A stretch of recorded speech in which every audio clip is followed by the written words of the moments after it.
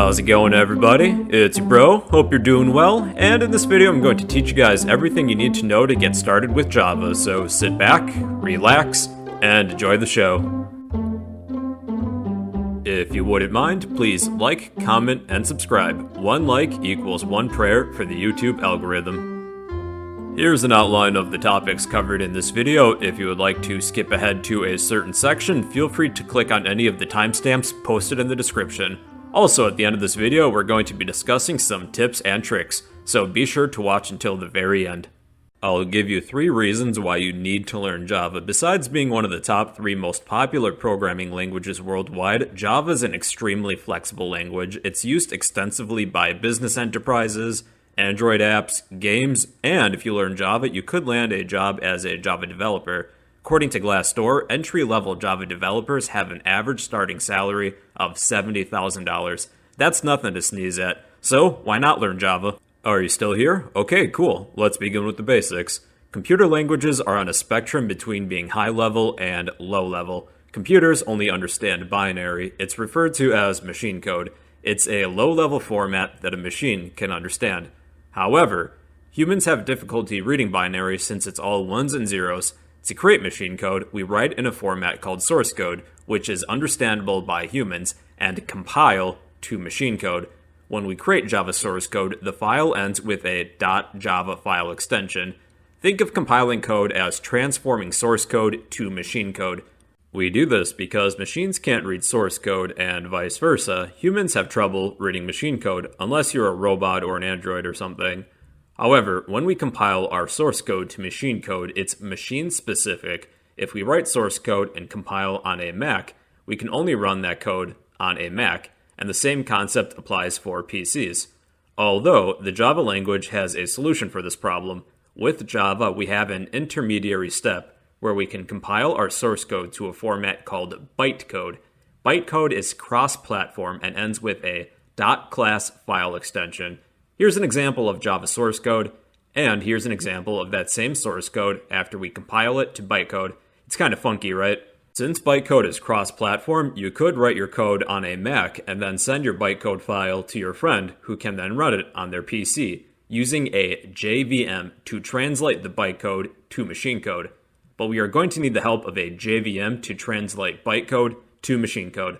But where can we get a JVM? Well, it's included with a JDK. And what is a JDK? Well, JDK is an acronym for Java Development Kit. It contains developers' tools to help us code, as well as a JRE, a Java Runtime Environment, which contains a library, toolkits, and our JVM, which is another acronym for Java Virtual Machine, which translates bytecode for us to machine code. So all you need to worry about is downloading a JDK, and everything else will be included. And now that we know what a JDK is, it's time to download one. So open up the internet and go to any search engine and look this up. Java JDK download, go to the first link, Java SE downloads. SE stands for Standard Edition. Go to JDK download, scroll down and find the appropriate file for your operating system. Since I'm running Windows, I'm going to download this exe version. Agree to whatever, and download. And when this finishes downloading, I'm going to open this. Open when done. On my computer, I currently have a JDK already installed, but I'm going to go ahead and reinstall it for the sake of this video. Click Next, Next, then wait a little bit, and close. I would also recommend an IDE. That's another acronym, and it stands for Integrated Development Environment. Think of it as software that helps us write other software. You could write code with a text editor such as Notepad, and then compile the text file, but doing so is not really beginner-friendly. So an IDE provides an interface for us to write code, check for errors, compile, and run code. There's 2 IDEs that I would recommend.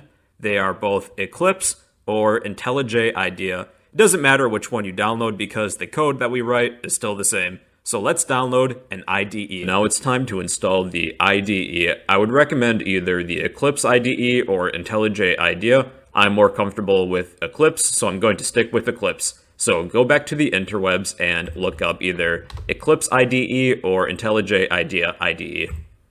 So I'm going to look up Eclipse, click the first link, click this orange download button, go to download packages, and select Eclipse IDE for Java developers, and select the correct download for your machine. I'm going to select the download for Windows, and click download. And then just wait a little bit again, like usual. For me, this is currently a zip file, so I need to select this file and extract all. With the newly extracted folder, navigate to this Eclipse application. So you can select this to launch Eclipse. For convenience, I'm going to create a desktop shortcut. So for me, I'm going to go to, where is it? Send to, create desktop shortcut, and then click to launch. You can select a workspace. I'm going to use the default and click launch. We are now within Eclipse and we can begin a new project. We are now ready to rock and roll. So let's begin by creating our first Java program. But in order to do so, we need to create a Java project. If you're brought to this welcome screen, you can close out of this because it's annoying. And in order to create a Java project, navigate to your Package Explorer and select Create a Java Project. If you're missing the Package Explorer, you can go to File, New, Java Project, and that will take you to the same place. We need a unique name for this Java project. I will call this My First Program, and I will want to configure the JRE, the Java Runtime Environment, and we downloaded that with the JDK, because the JRE is a component of the JDK. So I'm currently using 13. I'm going to change this to 15. That was the one that I more recently downloaded just now. So go to Configure JREs, and I'm going to click Add. Select Standard VM. VM is Virtual Machine. Click Next. Go to JRE Home. Go to Directory. And I'm going to make sure that I'm selecting the most recent JDK. For me, that is 15. Select Folder, Finish, Apply, Apply and Close, then Finish. If this window pops up, you can select Don't Create. That's to create a module. If you look to the left-hand side within the projects folder, we now have a Java project called My First Program, but we will need to add what is called a class to this project. A class is a collection of related code. So in order to add a class to this project, I'm going to select this project folder, then go to File, New, Class, and we need a unique name for this class. I usually call this main, but you can name it whatever you want. And then we are going to check this public static void main checkbox, and then click Finish. With that out of the way, take a look back within your project folder, and you should now have a Java file that shares the same name as your class name. My class name is named main, therefore my Java file is also called main. So this has the .java file extension, and with what we discussed before, this is source code. It's in a format that humans can easily read and understand. And when we compile this source code to bytecode, we're going to create a new file that has the .class file extension. And with that bytecode file, we can run that and translate it using a JVM, a Java Virtual Machine. Here's our Java file, and we have our class, and mine is called main. So all the class is that it's a collection of related code. We won't be exploring in depth on the topic of classes until we reach the subject of object-oriented programming, which is about 20 videos into this playlist, so you have some time. So this is our class. Mine is called main. Anything within the outer set of curly braces belongs to the class and is contained within. And within our class, we have what is called a main method. Our program won't run without this method because when we run our code, we begin by calling the main method. So if we were to compile and run this code, you can do so by clicking the screenplay button. All output is displayed to the console window, and nothing appears to happen because we haven't written anything yet.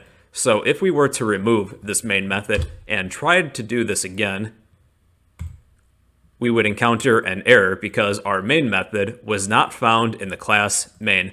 It's asking us to please define the main method. Now, looking back, when we created our class, we went to File, New, Class, and in order to generate the main method, we checked this checkbox here that states public static void main. So the main method generated for us when we created this class, but if we're missing it, we can easily just type it in.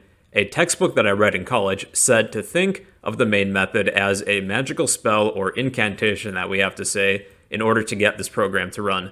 So we are currently missing a main method, but we can easily just type it in. So repeat after me. Public static void main, then we need some parentheses, string, straight braces, args, and then a set of curly braces, and that is it. We now have a main method. And our program runs and compiles just fine. So any code within the main method will execute starting at the top and then work its way down. So with the main method, any code you place at the top will be executed first. So let's print something to the console window. In order to display some text, all you have to do is type this. System with a capital S dot out dot print. Then you need a set of parentheses and then a semicolon at the end. So within the parentheses of this print method, we can type some text to display to the console window, but we need to make sure that our text is within a set of double quotes, and we can display some text. Let's say, I don't know, what's a food you like? I love pizza. So if I were to run and compile this, it's now going to print I love pizza to the console window. Let's say that we would like to display another line of text directly underneath the first. We can accomplish that by using another print statement. So for convenience, I'm going to copy this first line, paste it directly underneath, and display some other text, such as, it's really good. So when I compile and run this, pay attention. The output is one long line of text. The reason that this is all displaying as one long line of text is because after printing the first statement, our cursor does not move down to the next line. In order to do so, we could use a println statement, short for print line. It's as if we're hitting enter when we finish outputting our text. So let's try this again using a println statement. And now each line of text is on its own individual line. So that's what distinguishes a print and print line statement. A print line will add a new line character as if you're hitting enter when you finish outputting your text, whereas a print statement does not. So that's the difference between the two. An alternative to using a print line statement is that we could stick with the standard print statement and at the end of our text add what is referred to as an escape sequence for a new character. Now, an escape sequence is a character preceded with a backslash, and one of a few characters that follows directly afterwards. This is an escape sequence for a new line character. When we add this escape sequence for a new line, it's as if we're hitting enter wherever we place this escape sequence. So within our string of text for our first line, at the end, we're going to add \n, and this will have the same effect as a print line statement. It's going to display our text and then move the cursor down to the next line. As you can see, there is no additional change to the output within the console window. Now, what if we reverted our print statements back to print line statements and kept the additional escape sequence in for a new line character?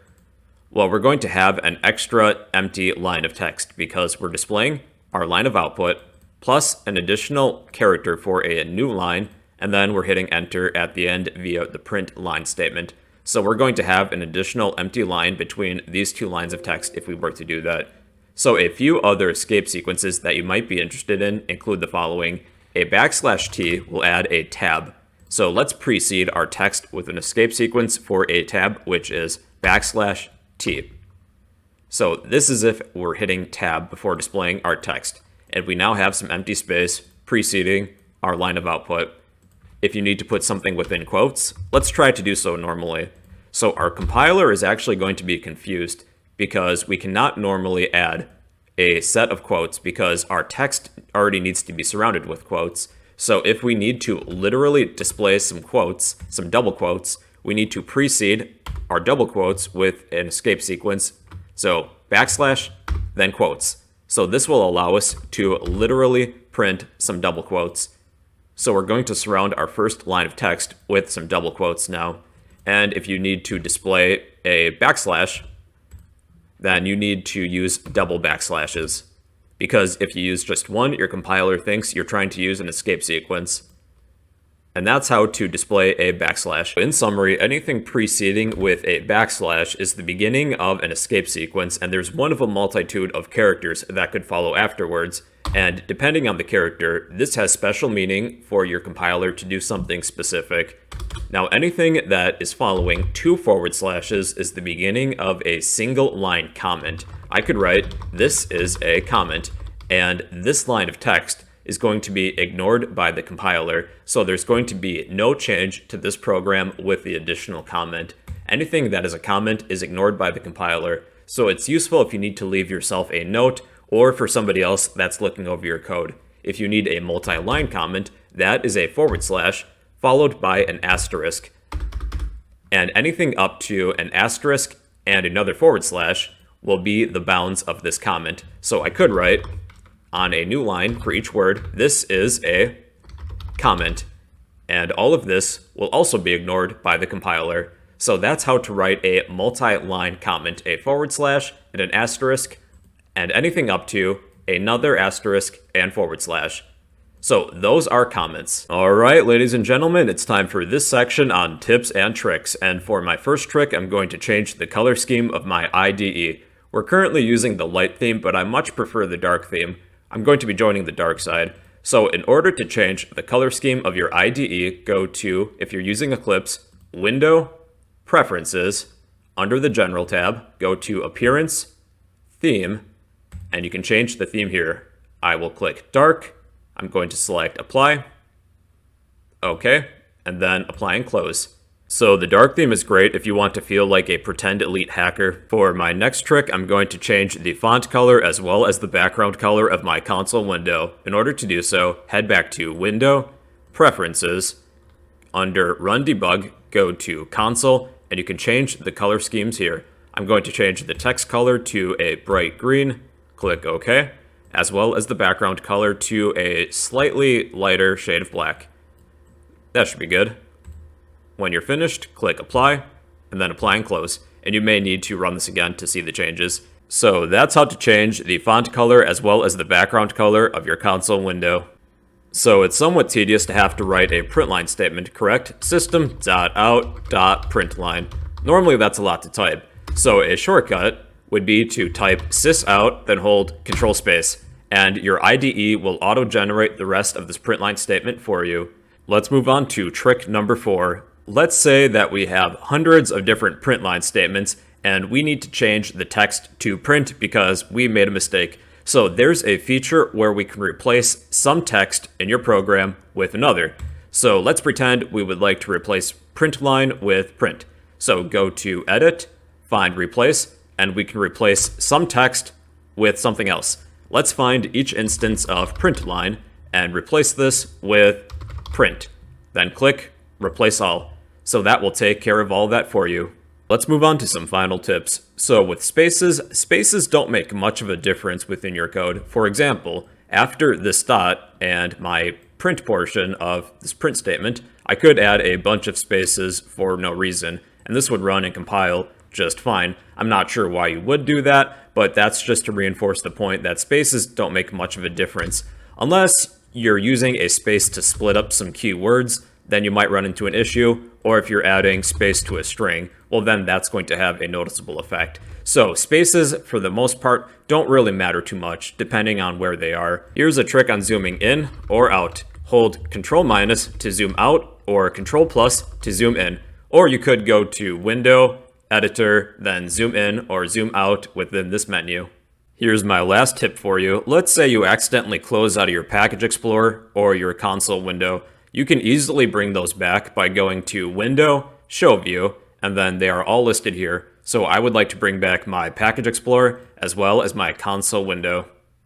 Alright guys and gals, you should be ready to get started with Java. Be sure to check out the full 100 video playlist as well. And if you could do me a small, tiny favor, I would greatly appreciate it if you could help me defeat the YouTube algorithm by smashing the like button, drop a comment down below, and subscribe if you'd like to become a fellow bro. Hey you.